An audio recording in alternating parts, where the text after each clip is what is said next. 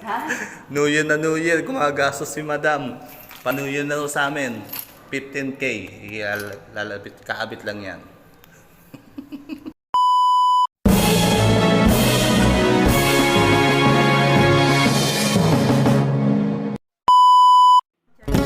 Magandang araw mga bossing. Kayo ba'y nagnanais magpagawa ng sariling poso o deep well? Sa araw-araw na problema sa patubig na binibigay ng mga Demetro nating tubig na kumpleto ang binabayad natin pero hindi maganda ang serbisyong binibigay sa atin? Huwag mag-alala, nandito ang grupo ni Brian na handa magbigay ng serbisyong patubig sa atin.